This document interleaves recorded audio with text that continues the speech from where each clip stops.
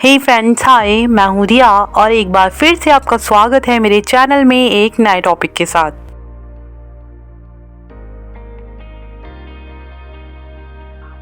आज की इस वीडियो में मैं आपसे बात करूंगी डीएनए के बारे में। मैं आपको बता दूं कि डीएनए साइंस की एक ऐसी रिसर्च है जिसने मेडिकल साइंस को तरक्की की सीढ़ी पर चढ़ा दिया है। तो आज की इस वीडियो में मैं आपको बहुत ही इजी वे में एक्सप्लेन करूंगी कि डीएनए क्या है। डीएनए एक ऐसा टॉपिक है जिसके बारे में आपने ज़रूर सुना होगा और साइंस में पढ़ा भी होगा, और अक्सर मूवीज़ में भी डीएनए का जिक्र आ ही जाता है। और हो सकता है कि आप में से काफ़ी लोग ऐसे हो जो डीएनए के बारे में तब अच्छे से ना समझ पाए हो।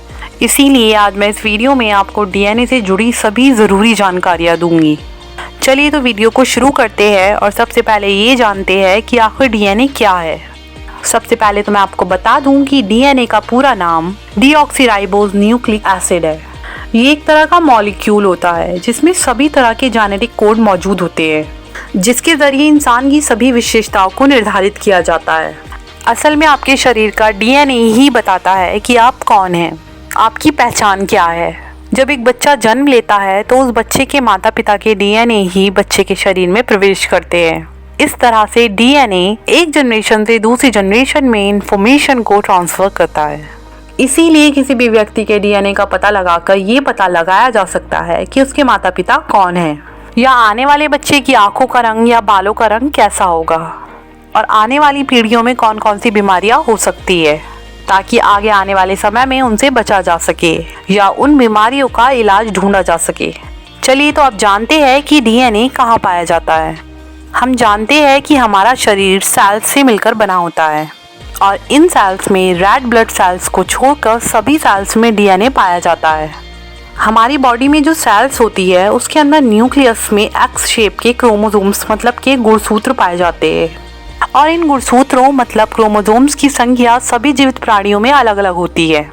जैसे कि एक मनुष्य में क्रोमोसोम्स के 23 जोड़े मतलब की संख्या में 40 क्रोमोसोम्स पाए जाते हैं, और एक कुत्ते में 39 जोड़े मतलब संख्या में 78 क्रोमोसोम्स पाए जाते हैं, और एक हाथी में 56 जोड़े मतलब की संख्या में 112 क्रोमोसोम्स पाए जाते हैं, और आलू में 21 जोड़े मतलब संख्या में 42 क्रोमोसोम्स पाए जाते हैं। आप इन क्रोमोसोम्स के बारे में तो जान गए हैं, और अगर इन क्रोमोसोम्स को खींचकर देखा जाए तो इनके अंदर डीएनए होता है, और इन डीएनए में बहुत से सीक्वेंसेस पाए जाते हैं, और इन सीक्वेंसेस के कुछ सेक्शन में यूनिक कोड होते हैं, और इन कोड को जीन कहते हैं। वैसे ज़्यादातर डीएनए न्यूक्लियस में पाए जाते हैं, और इसका एक भाग माइटोकॉन्ड्रिया में भी पाया जाता है। और अब बात करते हैं डीएनए के स्ट्रक्चर के बारे में। डीएनए की शेप एक घुमावदार सीढ़ी की तरह होती है। ये न्यूक्लियोटाइड नाम के अणुओं से बना होता है, जिसे डबल हेलिक्स कहा जाता है। हर न्यूक्लियोटाइड में 3 ग्रुप होते हैं, फॉस्फेट ग्रुप, शुगर ग्रुप और एक नाइट्रोजन बेस। नाइट्रोजन बेस में 4 बेस पाए जाते हैं, और इन 4 बेस को 2 भागों में बांटा गया है, प्यूरिन्स और पायरामिडीन्स। प्यूरिन्स में पाए जाते हैं एडेनिन और ग्वानिन, एंड पायरामिडीन में पाए जाते हैं साइटोसिन एंड थाइमिन। मतलब एडेनाइन ए, साइटोसिन सी, ग्वानिन जी और थाइमिन टी।